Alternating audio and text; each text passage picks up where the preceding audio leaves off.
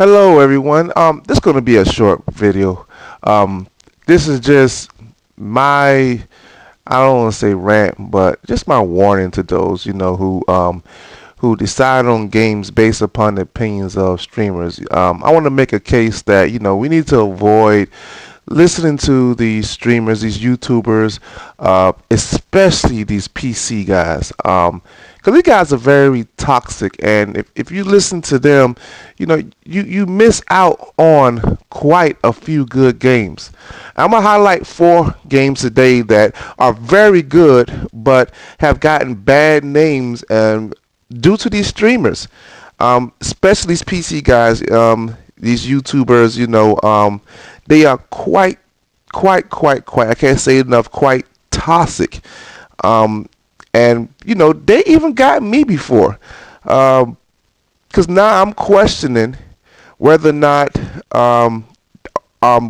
Gotham Knights was a game I should have tried. I listened to all these guys talk about stuff like, it's a bad game and all this crazy stuff about, it's in 30 FPS. And to be honest with you, I'm not that techie and really into all that stuff, and that's the thing. Everyone's not into all that tech stuff and all the frame rates and stuff like that. Most of us just, want to have fun, and we like a game that look good, of course, but we don't get all wrapped up into the FPS and stuff like that. To us, it's just, does it look good or not? It's just that simple. Is the gameplay good or not? But I got talked out of getting Gotham Knights, and I had loved everything in the Arkham series and everything like that, and I think that I'm gonna have to go back and find those games and play them. Find Arkham Knight and play it.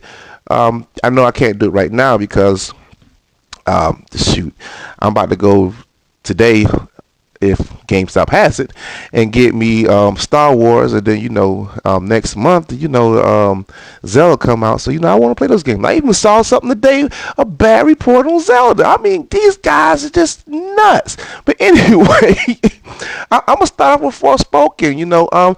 This was a game that was very good, but these toxic YouTubers, streamers, especially these PC guys, are out there telling people it's a bad game. The sales aren't that good, and to be honest with you, it's due to bad reports and people not even giving them a chance to see that this game is really good. The gameplay, fans, is awesome. The gameplay is awesome.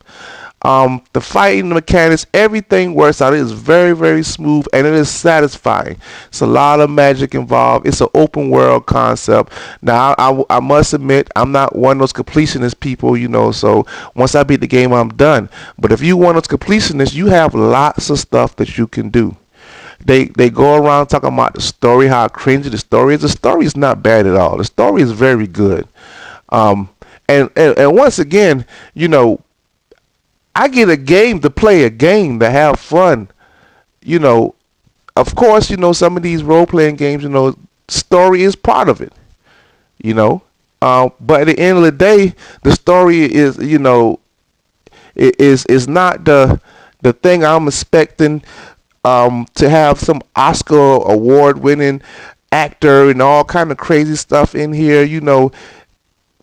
It's just mind-boggling, how they discredit stuff and say the actor is not that great, the story's not that great. Now, I'm not saying that I want some horrible acting and stuff like that, but at the end of the day, it was a good, decent story. Oh, it's predictable. Oh, it's the same thing over and over and over. I mean, people, there's nothing new under the sun. I mean, how many superheroes have we got with capes? How many superheroes shoot lasers out their eyes? Come on. let's just be honest and real about this. What do you expect? Yes, there will be some aspects of some games that will be similar to others, some stories similar to other stories. That's just the way it is. There's a lot of similarities in different heroes and things of that nature. But I mean, that shouldn't stop you from watching something just because they might have one or two similarities, but they have a bunch of differences. You know, so it's only so much you can really do to be different. But at the same time, these same crazy people will complain about stuff because it's not like another game. You got to make up your mind. Do you want to be different or do you want to be like something else? So they just these toxic YouTubers, streamers, and PC people, they just want stuff to be exactly how they want it to be, and if it's not exactly how they want it to be, then it's a bad game. And then at the end of the day, like I said before, I kind of got off topic, but it's still on topic at the same time. Forspoken was a very good game, and I suggest you guys go ahead and try this game here. All right, let's move to the next one. The next game I want to talk about is Wild Hearts. This is another game that I thought was a very good, solid game that these toxic YouTube streamers, especially these PC guys, was pretty much trying to tell people don't buy. It's a bad game. And some of them, this is a hunter game. Some of them are just great Monster Hunter fans. And I don't got no problem with Monster Hunter fans. I'm a Monster Hunter fan myself. I love Monster Hunter, but this game is not Monster Hunter. But they want they want them to do the same things that Monster Hunter does, and they saying it's bad because it's not like Monster Hunter. I thought you wanted something different. And at the end of the day,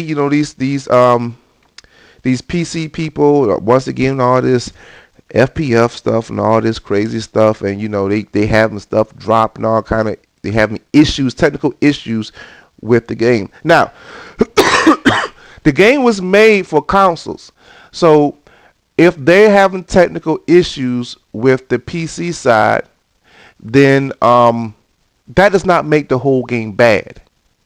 I can see if you said there are problems with the PC application of this game, that's one thing, but to discount the whole game because there are some glitches and bugs on the PC side that does not happen on the console side, then that's a PC problem. That might be your computer or some other factors, who knows. But at the end of the day, just buy a console if you don't want to have these problems. PlayStation 5s are available now. Xbox, whatever series they call themselves now, they got some out there now. There's not a shortage anymore. Go get one. So if you tired of these PC problems, because games aren't working that well on PC, because the games were created for, consoles, then either buy and stay strictly with games that are made for PC on the PC. Because there are games out there that are made strictly for PC that I couldn't get as a PlayStation 5 owner. If I want to play those games, then I would just go get a PC. Point and simple. So my thing is, if you want to play those games that are on these consoles and, they don't do a good job of, putting the version out for you guys on PC, then just buy a console and call it a day and leave us alone. And stop trying to make every game bad because it doesn't work that great in your system. This was an awesome game. The mechanics was great. I like the whole thing, building these items to help you fight. I like the fact that it's different from Monster Hunter. It gives me my itch to hunt monsters, but at the same time I get to fight different monsters and I get to have a different overall experience.